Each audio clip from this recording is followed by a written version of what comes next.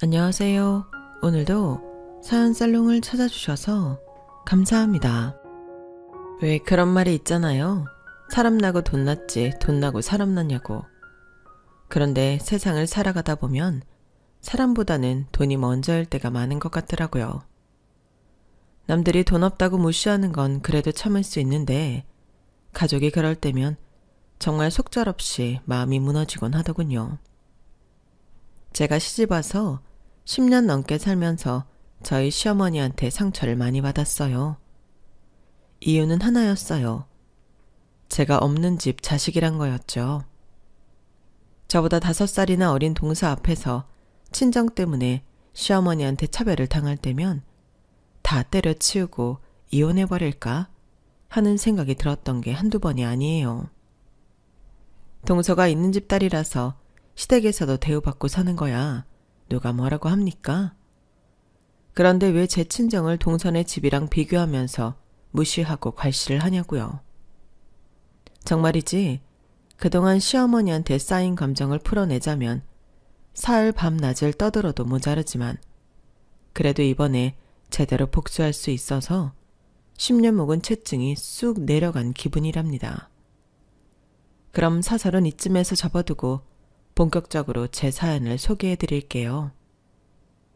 저는 유복녀로 태어나서 결혼 전까지 엄마랑 둘이 살았어요.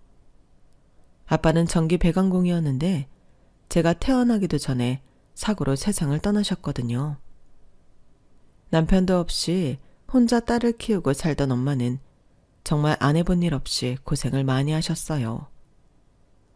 변변한 친정도 없어서 젖먹이었던 저를 돌봐줄 사람이 없어서 전전긍긍 하시면서도 이렇게 멀쩡히 저를 키워내신 걸 보면 정말 대단한 분이라는 생각이 들 정도예요. 저희 집 살림이 어렵긴 했어도 억척스러운 엄마 밑에 자란 덕에 밥을 굶어본 적은 없었어요. 늘 주위에서 얻어다 입히는 옷만 입고 자랐어도 비누 냄새가 폴폴 나도록 깨끗하게 빤 옷을 입고 자랐고요. 그게 다 자는 시간도 줄여가며 저를 위해 희생하신 엄마 덕분이었죠. 하지만 정작 엄마 딸로 살아야 했던 저로서는 이런 상황이 늘 고맙게만 느껴졌던 건 아니에요. 그러기에는 창피한 일을 너무도 많이 경험해야 했거든요. 국민학교 3학년 때였는데 하루는 화장실에 가려고 복도로 나섰는데 옆방 여학생들이 모여서 저를 보며 키득거리고 웃더라고요. 내 얼굴에 뭐가 묻었나 아니면 옷이 찢어졌나 속으로 생각을 하면 그 아이들 앞을 지나가는데 그때 제 귀에 이런 소리가 들리는 거예요. 저거야 저거 내가 2학년 때 입던 원피스. 니들도 알지? 지영이네 엄마 우리 집에서 파출부하는 거. 며칠 전에 우리 엄마가 내가 입던 옷들을 버리려고 그랬더니 쟤네 엄마가 자기가 막 달라고 그러더라. 지영이 입힌다고. 그러더니 진짜 입고 왔네. 쟤는 창피하지도 않나 봐. 남이 버린 옷을 다 입고. 제 책가방도 쟤네 엄마가 쓰레기통에서 준 거래. 완전 거지 같아. 아이들은 뭐가 그리 재미있는지 깔깔대며 웃어댔고 저는 아이들의 말에 정신이 멍할 정도로 창피했어요. 엄마가 가져오는 옷이며 가방, 운동화들이 새 거가 아닌 건 저도 잘 알고 있었어요. 하지만 그게 같은 학교 친구들이 쓰던 거라는 건 그때 처음 알았거든요. 금방이라도 울음이 터질 것 같았지만 제가 아이들 앞에서 울면 그게 더 창피한 일이 될 것 같아서 꾹 참았어요. 그리곤 집에 돌아오자마자 입고 있던 원피스를 벗어서 쓰레기통에 버렸어요. 그랬더니 그날 밤 엄마가 돌아오셔서는 쓰레기통 속에 버려진 원피스를 보시곤 선잠이 들어있던 저를 깨우셨어요. 지영이 너 일어나봐. 네가 이 원피스 쓰레기통에 버렸니? 잠결이라 비몽사몽했던 저는 고개만 끄덕였어요. 아니, 왜 이 멀쩡한 옷을 왜 버렸어? 똑바로 앉아서 말해봐. 왜 버렸냐고? 무섭게 다그치는 엄마를 보자 낮에 있었던 창피함보다는 엄마한테 혼날 거라는 두려움이 더 컸어요. 그래서 울먹이며 말했어요. 애들이 놀린단 말이야. 남이 버린 옷 주워다 입는다고. 엄마가 쓰레기통 뒤져서 가져온 가방 메고 다닌다고. 거지라고 놀린다고. 그 말에 엄마는 잠시 아무 말도 못하셨어요. 그래서 엄마도 제 마음을 이해하시나 보다 생각했는데 잠시 뒤 엄마는 제가 버린 옷을 수도가로 들고 나가 빨기 시작하셨어요. 저 보란 듯이 몇 번이나 헹구고 물기를 꽉 짜서는 탈탈 털어 들고 오셨어요. 자, 봐. 이게 더러워 보이니? 어디 찢어진 데라도 있어? 아니면 누가 입다 버린 옷이라고 적혀있기라도 해? 아니지. 네가 봐도 멀쩡한 옷이지. 남이 입던 옷이면 어때? 깨끗하게 빨아서 잘 다려 입는데. 엄마도 어릴 때 동네 언니들이 입던 옷 물려 입고 자랐어. 엄마만 그런 줄 아니? 밖에 나가서 물어보면 대부분의 사람들이 다들 그렇게 입고 자랐다고. 멀쩡한 옷을 버리는 게 잘못이지. 그걸 얻어다 입는 게 뭐가 잘못됐다는 거야. 앞으로 친구들이 또 그렇게 놀리면 네가 당당하게 말해. 그래, 나 이 옷 얻어다 입었다. 그래서 뭐? 이렇게 말하라고. 그럼 걔들도 찍소리도 못할 테니까. 네 스스로 당당하면 남들이 뭐라고 하든 아무 상관없는 거라고. 엄마 말 알아듣겠어? 그땐 엄마가 무서워서 알겠다고 대답은 했지만 그래도 창피한 건 창피한 거였어요. 국민학교에 다니는 내내 아이들이 저를 거지라고 불렀다는 걸 엄마는 몰랐으니까 이런다고 생각했었죠. 그래서 저는 생활력이 강한 엄마가 자랑스럽기보다는 늘 창피했어요. 그건 중학교, 고등학교에 들어가서도 마찬가지였어요. 그런데 엄마에 대한 이런 생각이 한순간에 변해버린 사건이 생긴 거예요.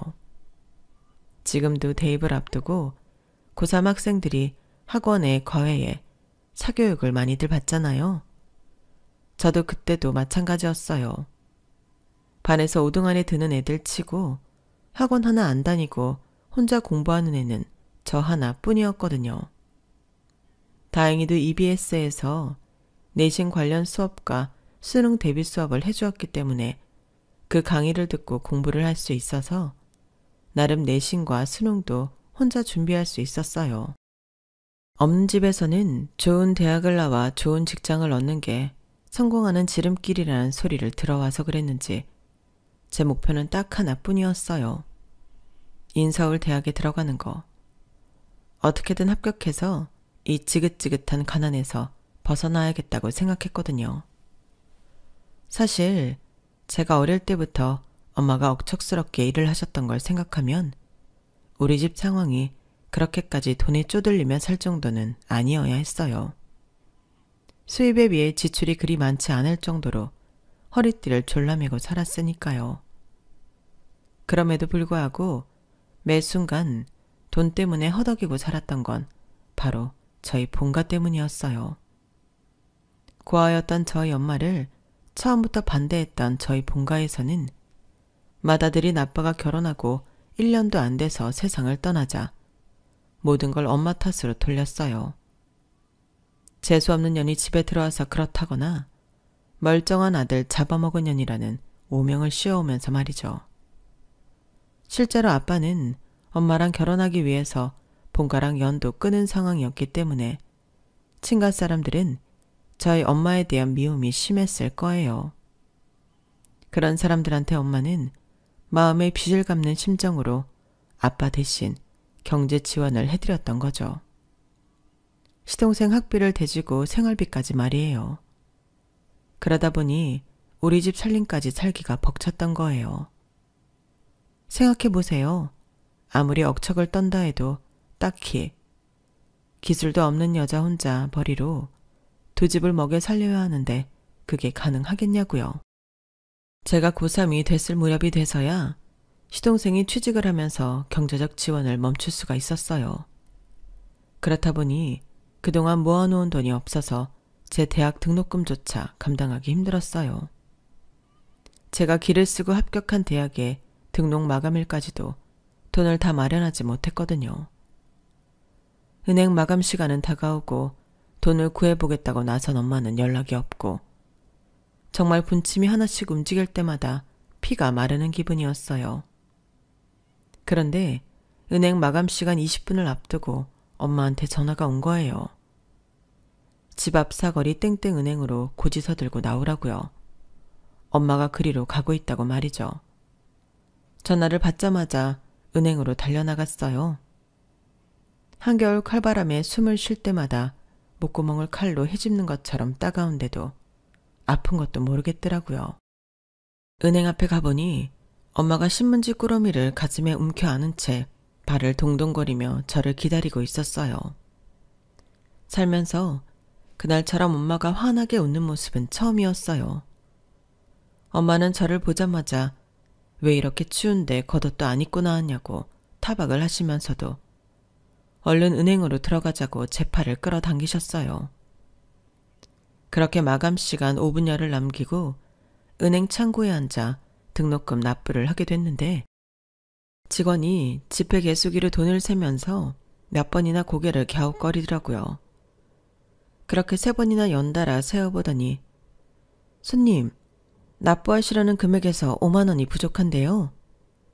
그 말에 엄마는 그럴 리 없다고 다시 한번 세보라고 말했지만 결과는 같았어요.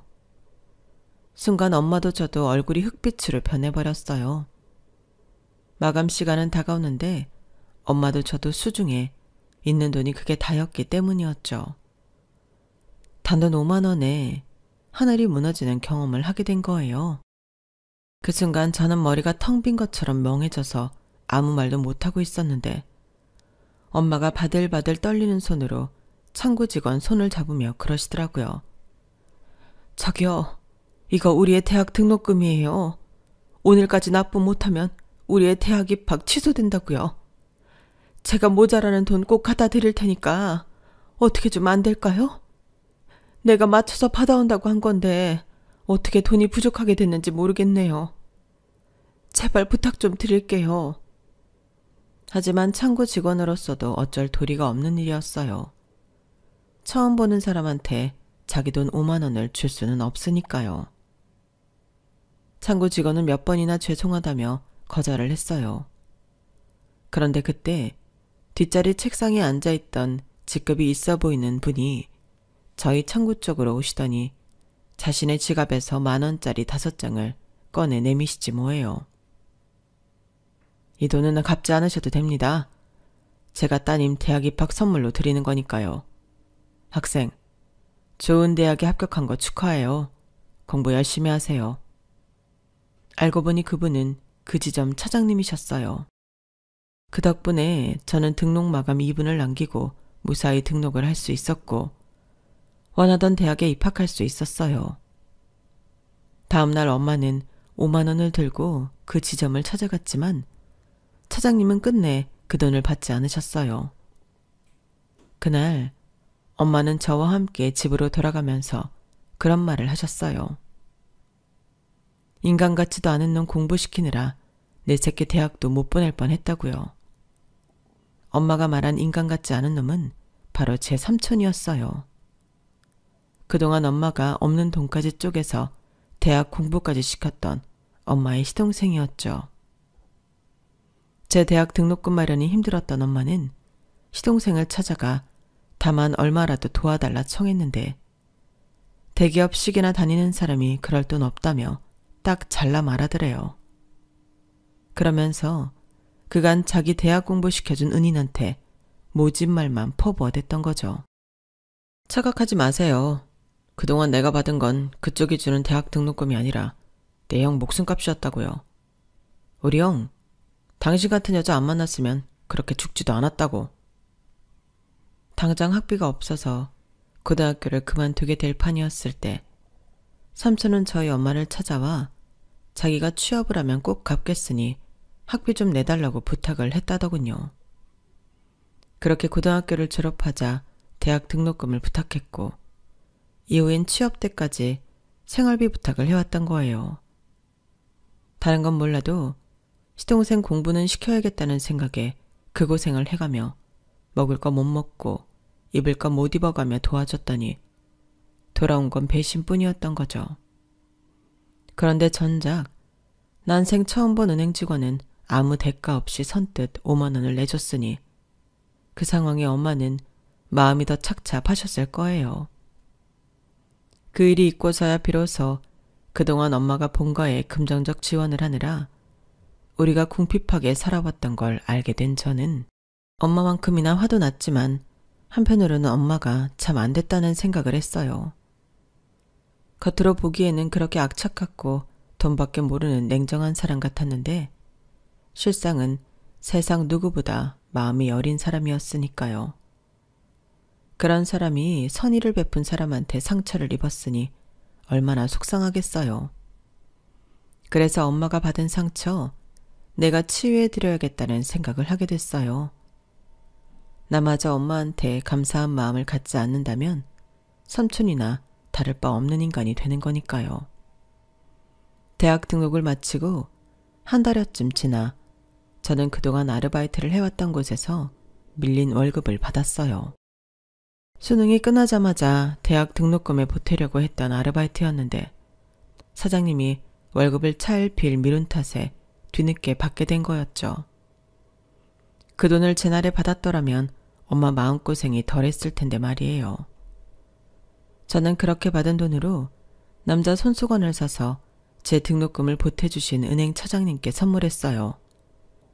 그랬더니 차장님이 그러시더라고요. 우리 아버지는 시골에서 땅 한 평 없이 마름으로 살아오셨어. 내가 대학에 합격하자 어렵게 등록금을 마련해 주셨는데 하나같이 낡고 오래된 돈들이 신기하게도 빳빳하게 펴져 있는 거야. 다리미로 달인 것처럼. 나중에야 알았지. 우리 아버지께서 그 돈을 마련하시느라 오랜 시간 한 푼 두 푼 장판 밑에 모아오신 돈이라는 걸. 학생 어머님이 들고 오신 돈을 보니까 돌아가신 아버지 생각이 나서 가만히 있을 수가 없더라고. 어머님께 잘해. 언젠가 어머님 그림자도 그리워지는 날이 올 테니까. 담담하게 들려주신 차장님 얘기를 듣고 나니 그동안 철없이 행동했던 제 자신이 부끄러웠어요. 엄마가 그날 어렵게 만들어 오신 등록금을 저는 그저 5만 원이 모자라는 돈으로만 생각하고 있었거든요. 5만 원을 제외한 나머지 돈을 만드느라 엄마가 어떤 고생을 했는지 잊고 있었던 거죠. 그래서 차장님께 선물을 하고 남은 돈 전부를 엄마한테 드렸어요. 그 돈으로 사고 싶은 것도 많고 하고 싶은 것도 많았지만 그 순간만큼은 이 돈을 고스란히 엄마한테 쓰고 싶었거든요. 그랬더니 그 돈을 받은 엄마가 이러시더라고요.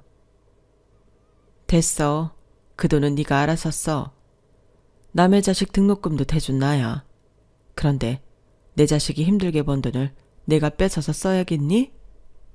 네가 처음으로 일해서 번 돈이니까 네가 하고 싶은 거 하고 쓰고 싶은 데 써.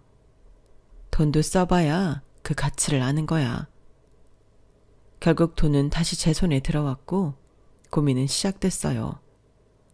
난생 처음 큰 돈을 손에 쥐게 된 저로서는 쓰는 것도 일이었거든요. 그래서 엄마 화장품 세트를 하나 사고 나머지 돈은 저금을 했어요. 그때부터였던 것 같아요. 돈이 생기면 무조건 움켜쥐고 있어야 한다는 강박을 갖게 된 게요.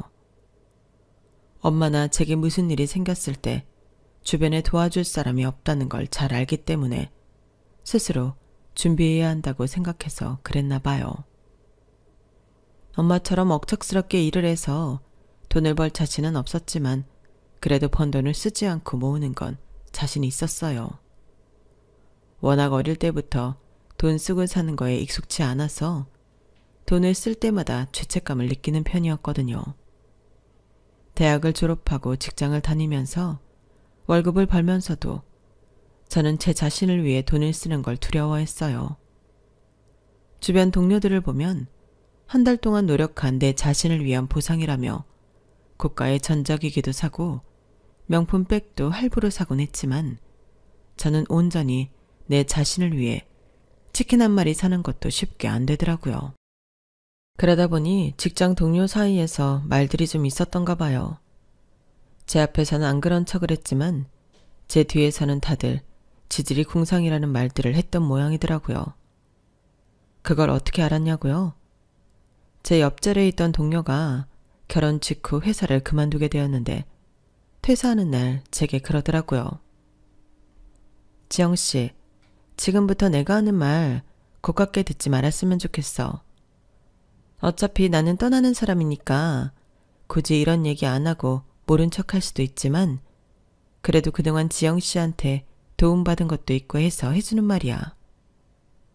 지영씨는 스스로를 절약하는 사람이라고 생각하는지 모르겠지만 남들이 보기엔 그냥 지질이 궁상으로밖에는 안 보여. 대학생도 아니고 직장인이 레자 가방을 들고 다니는 건 좀 그렇지 않나? 어지간하면 가죽백으로 하나 사. 그리고 웬만하면 휴대폰 좀 바꾸지 그래? 터치패드도 잘 안 먹히는 걸로 문자 보내고 있는 거 보면 좀 한심하거든. 옷도 그래. 유행은 못 따라가도 한물간 브랜드 옷 사 입는 건 완전 최악인 거 몰라? 내 충고가 고깝게 들렸다면 미안. 그래도 이게 다 지영씨한테 피가 되고 살이 되는 말이라는 것만 알아도. 처음엔 진심 어린 충고를 해주려나 보다 하고 집중해서 듣고 있었는데 알고 보니 비난에 가까운 폭언이었어요. 이런 인간 결혼식에 5만 원이나 축의금을 낸 게 아깝다는 생각이 들더군요. 동료를 통해 축의금만 전한 거라서 밥 한 끼 못 얻어먹고 생돈 5만 원을 고스란히 날린 셈이거든요. 솔직히 그 돈을 돌려받고 싶은 생각까지 들더라고요. 그런데 저랑 같은 생각을 한 사람이 있었던 거예요. 그건 바로 몇 달 전에 저희 부서로 이직해온 대리님이었어요. 바로 현재 제 남편이죠. 편의상 남편이라고 표기할게요. 남편은 여직원이 한 얘기를 다 들었는지 기가 막히다는 듯이 혀를 차며 다가와 말했어요. 그게 어딜 봐서 충고입니까? 쓰레기통에 버려도 시원찮을 개소리지. 내가 보기엔 충고를 들어야 할 사람은 지영씨가 아니라 윤혜림 씨인 것 같은데요. 결혼 준비한다고 야근도 지영애 씨한테 떠넘기고 사무실 직원들한테 축의금도 잔뜩 챙겼으면서 신혼여행 다녀오자마자 염치 없이 사직서 던진 사람이 누굴 평가하고 충고를 합니까? 주변에 온갖 민폐는 다 끼치고 알맹이만 빼먹고 튀는 사람이 생각 같아서는 윤혜림 씨한테 축의금 돌려받고 싶은 심정입니다. 아니지. 말이 나온 김에 축의금 돌려주세요. 그날 식장에 가서 밥이라도 먹은 사람들은 모르겠지만 결혼식도 안 갔는데 반강제적으로 축의금 낸 사람들한테는 인간적으로 돈 돌려주는 게 맞지 않습니까? 지영씨나 나나 혜림씨 결혼식까지 갈 정도로 친한 사이도 아니었잖아요. 그럼 나중에 우리 결혼식 때 혜림씨가 축의금 들고 오겠습니까? 절대 안 오죠. 그렇다고 더 이상 직장 동료도 아닌데 우리가 낸 돈은 어떻게 돌려받겠어요. 그러니까 축의금 돌려주세요. 어서요. 몰랐는데 그날 보니 남편 성격이 장난이 아니더라고요. 평소엔 그저 사람 좋고 일 잘하는 대리님 정도로 보였는데 말이에요. 결국 그날 혜림 씨는 저랑 남편한테 5만 원씩 축의금을 돌려주었어요. 그런데 우리만 이런 생각을 했던 게 아니었던가 봐요. 저희가 축의금을 돌려받았다는 소식을 듣고 몇몇 여직원이 자기들도 축의금을 돌려달라고 했다는 걸 봐서는 말이죠. 결국 혜림 씨는 제게 충고를 가장한 놀림 몇 마디 했다가 축의금으로 받은 수십만 원을 돌려주게 되었어요. 알고 보니 다들 얌체짓을 해온 혜림 씨한테 감정이 안 좋았는데 남편의 용기 있는 행동에 이때다 동참했던 거였죠. 그런데 정작 남편은 상황이 이렇게까지 번지자 무척 난처해했어요. 그도 그럴 게 애초에 남편이 나섰던 건 축의금이 아까워서가 아니라 제가 당하는 걸 보고 화가 나서였거든요. 그때 이미 제 남편은 저한테 마음이 있던 때인지라 제가 혜림 씨한테 당하는 게 자신이 당하는 것보다 화가 나더래요. 그래서 축의금을 핑계로 엿을 먹였던 건데 괜히 제 앞에서 쪼잔한 사람처럼 돼버렸다고 한숨을 쉬더군요. 하지만 그 일을 계기로 저는 남편이랑 사귀게 됐으니 어떻게 보면 여기까지가 남편의 빅피처였는지도 모르겠다는 생각이 드네요. 그렇게 시작된 연애는 2년 가까이 지속됐고 그러다 제가 대리를 달자마자 결혼을 했어요. 처음 시댁에 인사를 드리러 갔을 때는 같은 직장에 다닌다고 하자 별 말씀을 안 하셨는데 상견례를 하고부터는 시어머니가 저를 대하시는 태도가 조금 달라진 걸 느꼈어요. 저희 결혼에 있어서 시댁에서 특히 뭘 더 해주시는 것도 없었고 그렇다고 제가 혼수를 못 해간 것도 아니었는데도 말이죠. 어머님의 이런 태도 변화가 무엇 때문이었는지 알게 된 건 몇 년 뒤 시동생이 결혼하면서였어요. 동서는 음대에서 첼로를 전공한 사람이었는데 친정이 꽤 잘 사는 모양이었어요. 동선의 친정아버지가 강남에 건물도 가지고 있고 경기권의 땅도 꽤 가지고 있다고 했거든요. 그래서 그런지 동서가 쓰는 화장품이나 구두, 백 등은 명품을 잘 모르는 저도 알 정도로 이름 있는 제품들이었어요. 백화점 쇼윈도 너머로만 봤던 것들이었죠. 그렇다 하더라도 부러워 죽겠다거나 셈이 났던 건 아니에요. 그냥 그런가 보다 했거든요. 그런데 어머님의 행동을 보고는 솔직히 마음이 흔들리더군요.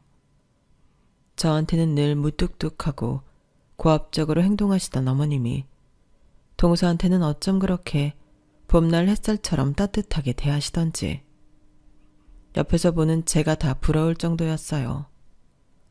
그래서 하루는 용기를 내서 어머님께 말씀드렸어요. 제가 부족한 점은 많지만 그래도 너무 미워만 하시지 마시고 좋은 점도 봐달라고요.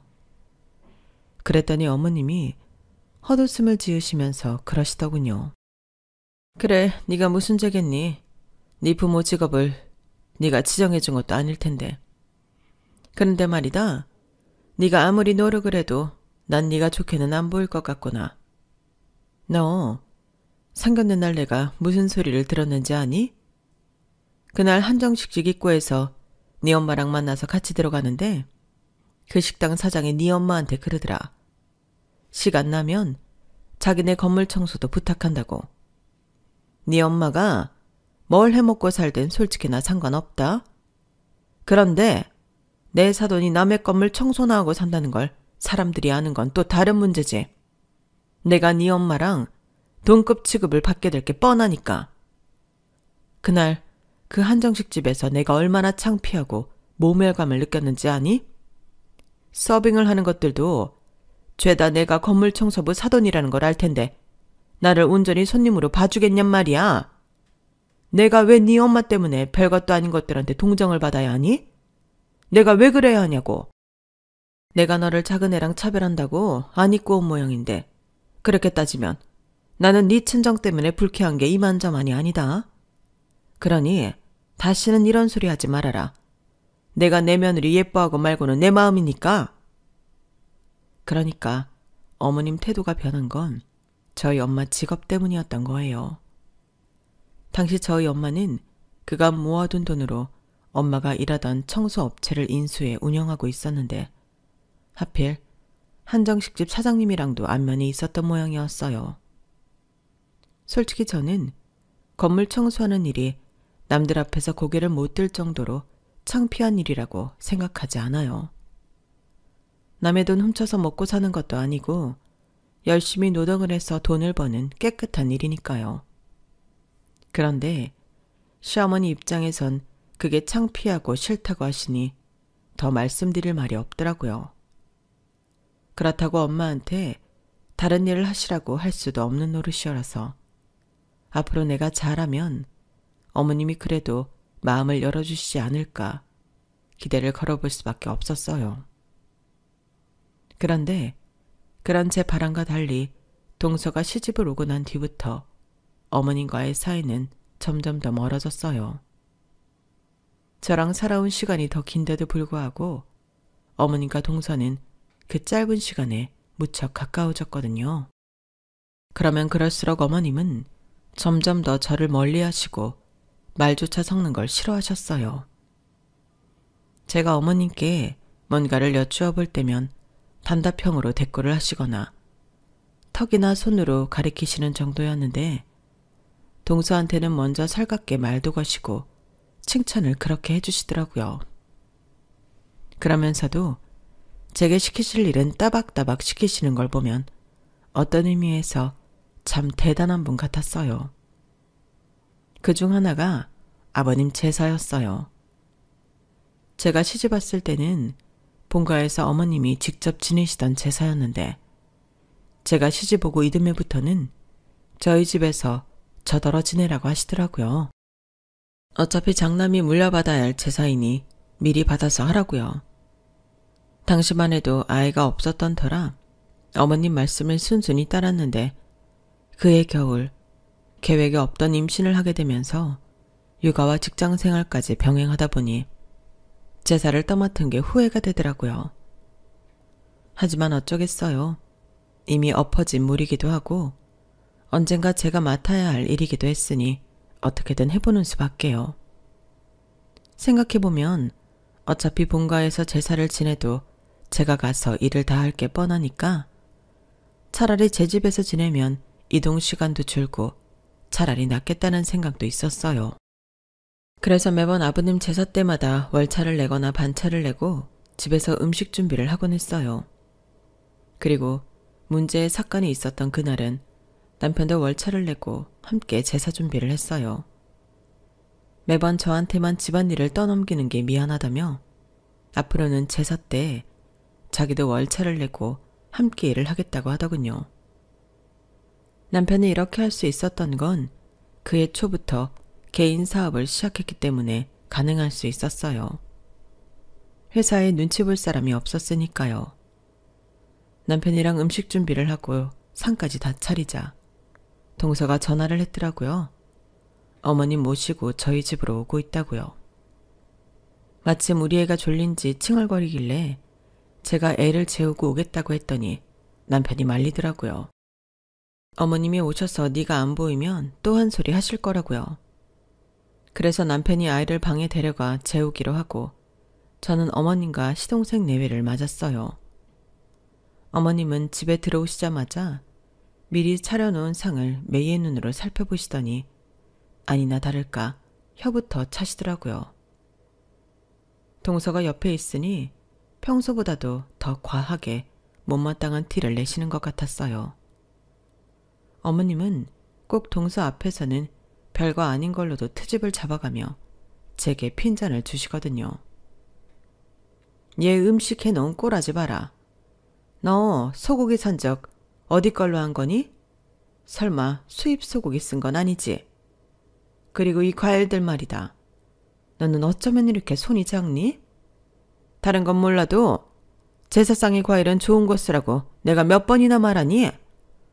사고고 배고 알이 이렇게 작아서 어디다 써먹어. 전 부친 것도 봐.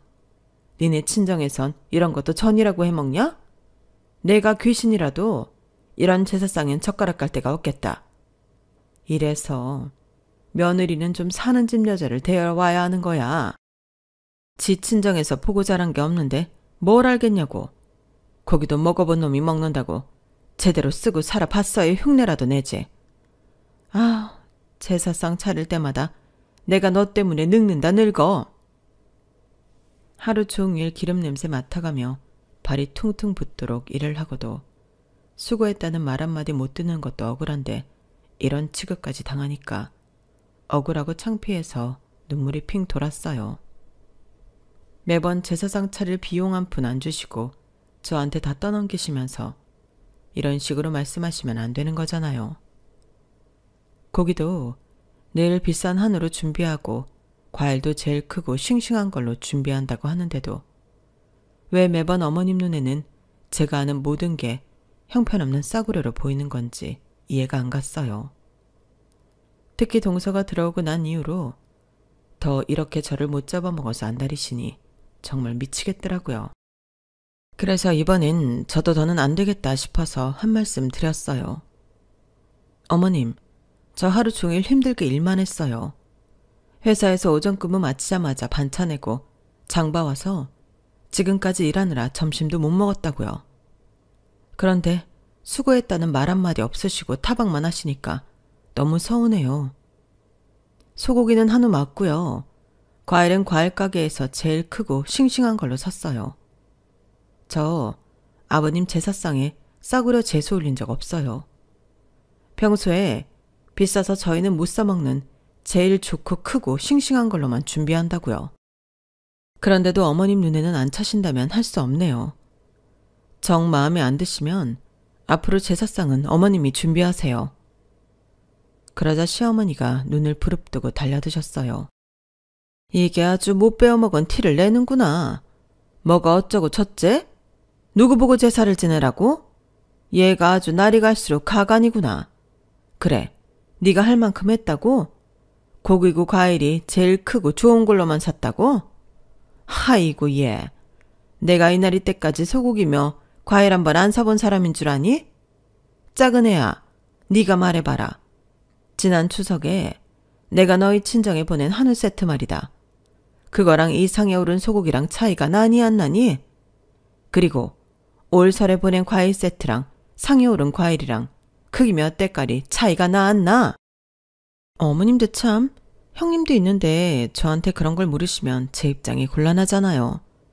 형님, 미안하지만 이번 일은 어머님 말씀이 맞는 것 같아요. 저희 집에 명절 선물 보내주신 거랑 비교했을 때 확실히 다르긴 하거든요. 그 말에 저는 한숨이 툭 튀어나왔어요. 그러자 어머님이 바로 한 소리 하시더군요. 왜? 이젠 작은 애 말도 못 믿겠다는 거냐? 그럼 내가 백화점 영수증이라도 찾아서 보내줘야 믿겠니? 어머님 그만하세요. 형님도 음식하느라 힘들어서 그런 건데. 그쵸 형님? 그냥 다음엔 더 좋은 걸로 하겠다고 말씀드리세요. 정 안 되면 제가 단골 가게에 연락해서 고기랑 과일은 보내드릴 테니까요. 두 사람은 제가 자신들 말을 못 믿어서 그런다고 생각하는 것 같았어요. 제 한숨의 의미는 어머님이나 동서가 생각하는 것과는 다른 의미였는데 말이죠. 제가 한숨이 났던 건 고기의 질이나 과일의 크기 문제가 아니라 다른 데 있었어요. 그건 바로 어머님이 동서 친정에 매번 보냈다는 명절 선물 때문이었죠. 제가 결혼하고 5년이 되도록 어머님이 제 친정에 선물을 보내주신 적이 단 한 번도 없었거든요. 매번 저희 엄마는 시어머니께 백화점 상품권이며 한우, 전복 세트 등을 보내드렸는데도 말이에요. 우리 집에서는 그렇게 수년간 받아먹도록 단 한 번도 답례를 안 하더니 동선의 집에는 질 좋은 선물을 보내왔더니 정말 기가 차고 열불이 나더라고요. 그동안 저랑 동서를 차별하는 건 알았지만 친정까지 차별하시는 줄은 몰랐거든요. 이쯤 되니 저는 시어머니께 잘해드리고 싶은 생각이 싹 사라져버렸어요. 보기 좋게 보려고 노력했던 제가 병신처럼 느껴질 정도였죠. 어머님, 그동안 동서 친정에는 명절 선물도 보내셨던 거예요? 저희 집에 시집 온 뒤로 매년 저희 친정엄마가 어머님께 선물을 보내왔지만 단 한 번도 답례를 받아본 적이 없었어요. 그런데 동서 친정에는 명절 선물을 보내신 거냐고요? 왜요? 왜 동서 친정에만 보내셨는데요? 제가 울먹이는 소리로 묻자 시어머니가 눈을 내리깔면서 그러시더군요. 아니, 내가 거지한테 적선할 일 있니? 생각지도 못한 어머님의 말에 저는 내가 잘못 들은 건가 생각했어요. 어머님, 지금 저희 엄마한테 거지라고 하신 거예요? 그런 거냐고요? 그러자 어머님은 자기가 말이 심했다 싶었는지 눈길을 피하며 핑계를 댔어요. 아니 꼭 그렇다는 건 아니지만 말하자면 그렇다는 거지. 하는 일이 거지랑 다를 바 없긴 하잖아. 순간 온몸의 피가 머리 위로 솟구치는 기분이었어요. 그래서 버럭 소리를 지르려는데 다른 사람이 먼저 선수를 친 거예요. 방에서 아이를 재우고 나온 남편이었죠. 이게 무슨 개소리야 엄마. 제정신이야? 제정신으로 그딴 소리를 하는 거냐고. 당장 사과해. 당장 내 아내한테 사과하라고. 남편이 집에 없는 줄 알고 평소보다 더 모진 소리를 했댔던 시어머니는 놀라서는 눈알을 굴리며 제 남편을 달래기 시작했어요. 아들, 엄마가 말이 헛나왔어. 아유, 그런 뜻이 아니었는데 제가 사람 열받게 하니까 나도 모르게 그렇게 나온 거야. 아들, 화 풀어. 그러자 남편이 시어머니 손을 뿌리치며 말했어요. 엄마, 이런 사람이었어? 그동안 나 없는 자리에선 매번 이런 식으로 이 사람을 무시하고 괴롭혔냐고. 엄마, 참 못된 사람이구나. 이런 와중에도 며느리한테 사과할 생각은 않고 자기 아들 화 풀어줄 생각부터 하다니. 엄만 정말 구제불능이네. 내 엄마지만 정말 너무 창피하다. 그리고 재수씨, 말은 바로 해야죠.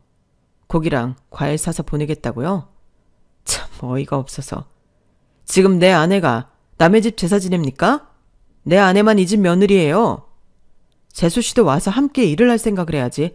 왜 내 아내만 부리냐고요.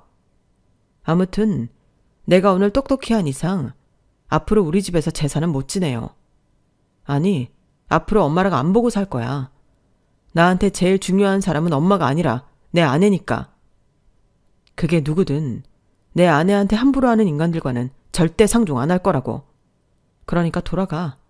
당장 내 집에서 나가라고. 결국 그날 제사는 그렇게 끝이 났어요. 남편은 그동안 자기가 집안일에 소홀한 탓에 제가 겪지 않아도 될 일을 겪었다며 미안해 했어요. 그리고 그 일이 있은 지 5년이 지난 지금까지도 시댁과는 발길을 끊은 채 살고 있어요. 그런데 얼마 전에 어머님이 전화를 하셨더라고요. 제 남편이 전화를 안 받는다며 혹시 직장 위치 좀 알려줄 수 있냐고요. 무슨 일이냐고 물어도 대답도 안 하시고 축 처진 목소리로 계속 남편 직장 주소만 물으시길래 할 수 없이 말씀을 드렸어요. 전화를 끊고 남편한테 연락해 어머님께 전화가 왔었고 회사 위치를 알려드렸다고 말해주었어요. 그런데 그날 또 일이 터져버린 거예요. 이후 얘기는 저희 엄마한테 전해 들은 얘기예요. 엄마가 엄마 소유의 건물에 들렀다가 청소가 제대로 안 돼 있어서 대걸레를 가져다가 걸레질을 하고 있었던가 봐요. 그런데 하필 그때 시어머니가 건물 안으로 들어온 거죠. 비록 자식들이 연을 끊고 사는 시부모지만 안 그래도 사돈된 사이에 모른 척 할 수 없어서 먼저 인사를 했더니 시어머니가 저희 엄마를 머리부터 발끝까지 쭉 훑더니 한숨을 푹 쉬더래요. 그리고는 글쎄, 이봐요. 어쩜 사람이 이렇게 지지리도 궁상입니까? 아니, 여기가 어디라고 그꼴로 있어요? 이젠 하다하다 내 아들 얼굴에 먹칠까지 하려고 이렵니까? 이런 거짓골을 하고 내 아들 회사 건물에서 걸레질을 하면 직원들이 사장이 내 아들을 어떻게 보겠냐고요? 아우, 세상에. 이래서 며느리는 있는 집에서 드리라고 하는 건데 내가 아주 당신 모녀 때문에 멀쩡히 살 수가 없다고요. 저리 꺼져요. 그러면서 시어머니는 저희 엄마를 힘껏 밀쳤고 그 바람에 엄마가 로비 복도로 넘어지셨어요. 순간 경비실에 있던 건물 경비 아저씨가 달려와 저희 엄마를 부축하며 말했어요. 아유, 정 여사님, 이게 무슨 일입니까? 경찰 불러드려요. 그러자 시어머니가 성질을 확 내며 말했어요. 뭐? 경찰? 아이고, 건물 청소부나 경비원이나 아주 한통속이구만. 그래, 경찰 부른다고 하면 내가 겁낼까봐? 내 아들이 이 건물에 있는 회사 사장이야.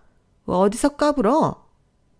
그러자 경비 아저씨가 헛웃음을 지으며 그러셨어요. 아, 그러세요? 그럼 이분이 누군지도 잘 아시겠네요. 정 여사님이 이 건물 건물주십니다. 그쪽 아드님이 이 건물에 입주했다는 5개 회사 중에 어느 회사 사장인지 모르겠지만 뭐가 됐든 간에 건물주만큼 높겠습니까?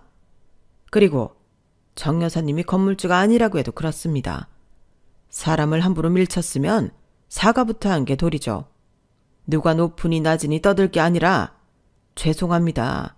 이 한마디 하는 게 인간된 도리란 말입니다. 대개 아드님이 얼마나 잘난 사람인지는 모르겠지만 괜히 자식 얼굴에 먹칠 그만하시고 사과부터 하세요.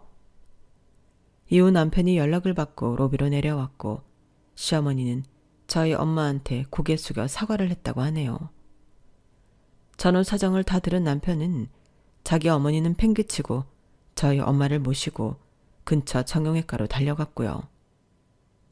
둘째 아들 내외한테 팽당한 뒤 외롭게 지내던 시어머니는 어떻게든 큰아들네랑 잘해보려고 찾아왔다가 되려 전보다 못한 사이가 되고 말았어요.